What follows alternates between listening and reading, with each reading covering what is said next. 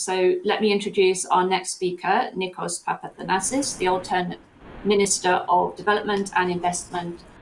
Over to you. Welcome. Thank you very much. Thank you, Mrs. Hoy. Distinguished guests, Your Excellency, Minister of Finance, ladies and gentlemen, that you are watching this event. It's a great opportunity for us to discuss in this event the opportunities for corporation and investors following this pandemic. And it is very crucial to discuss what kind of world we'll be facing after the pandemic, since this is an event that our recent history has not met. And during our times, it's probably one of the most serious events that this generation has faced. Of course, the pandemic does not only affect the public health. This is something that all the communities, all the countries all over the world are trying to face with the best way they can. But also it affects severely, I would say, the national economies. In that sense, the Greek government has responded with several packages of measures since March in order to face the crisis and to set up a roadmap that will set the basis in order to reset the economy and basically to protect employment. So from the time of reopening our economy, we acted very proactively, and this happened quite early since we had a very successful lockdown. We succeeded in subsiding all the incidents, and we opened the economy with proactive measures in order to provide both businesses and workers with the necessary fiscal support, of course, within our fiscal capacity. They need to get through this difficult period. Well, the global health crisis, of course, did not stop us from implementing our reforms, and this government is a reformist government.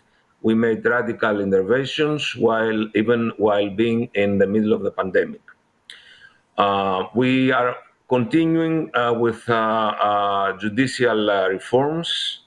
We are continuing with digitizing all our procedures in a very fast pace. We are significantly reinforcing the digital footprint of the state, and this is of course, due to the COVID-19 situation.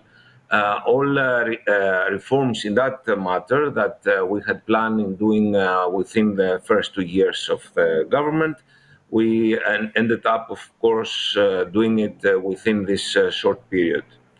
We continue on working on our new spatial planning bill in order to organize our public spaces, in order to make the investors' environment much more clean and ready for investments. We are specifying land use. This is something that we had stayed well behind, and all the out of plan and unregulated building activity is being finally restricted. We continue in reducing all steps required in order to start the operation of an enterprise, and we are making things much easier and faster in licensing procedures in order to speed up all the investments in whatever field, and especially in the renewable energy sources. We have announced the measure of 200% over depreciation for digital and green fixed capital investments for 3 years from 2021 to 2023. Now, this is a very significant direct injection of liquidity that reduces corporate tax and incentivizes investment in equipment that improves overall productivity.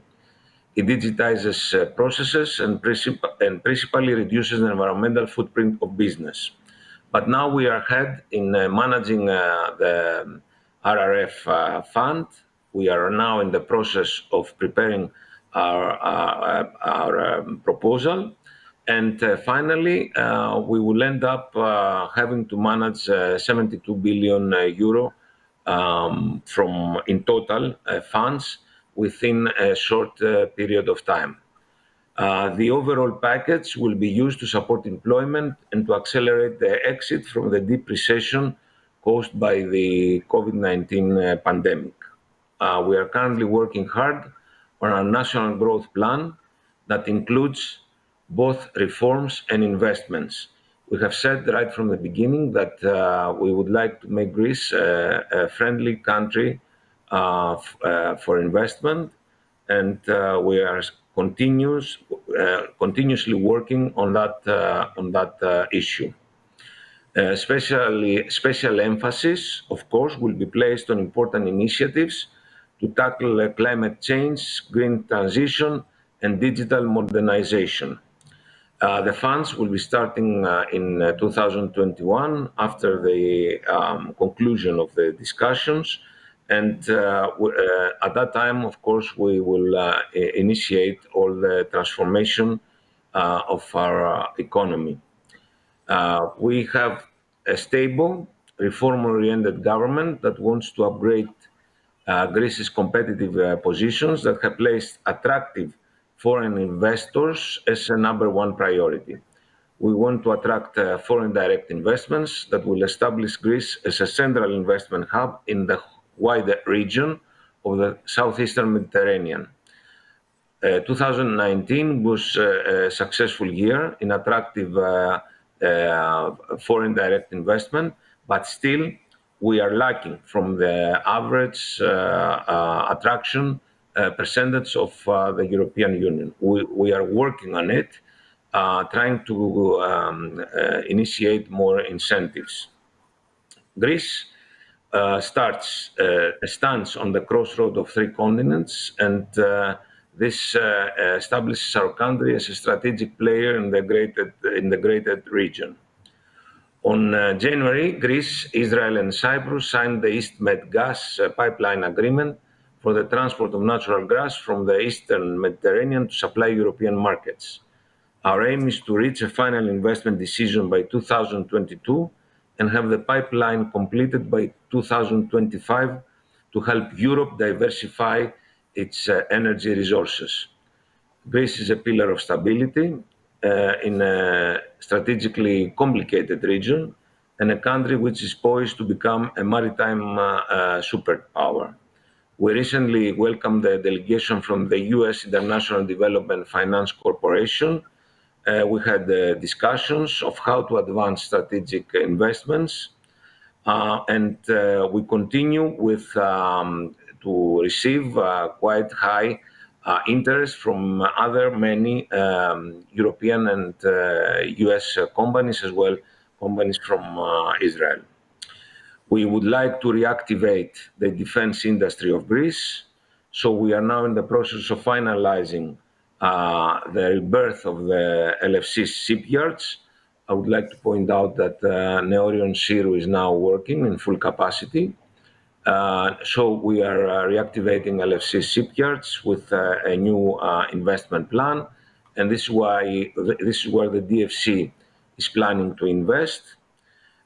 We are proceeding with the tender of Skaramagas shipyards. There's high interest for Skaramagas shipyards, so completing LFCs and Skaramagas shipyards, along with Neorion Sir, we will have three powerful shipyards operating, changing completely the map of this industry.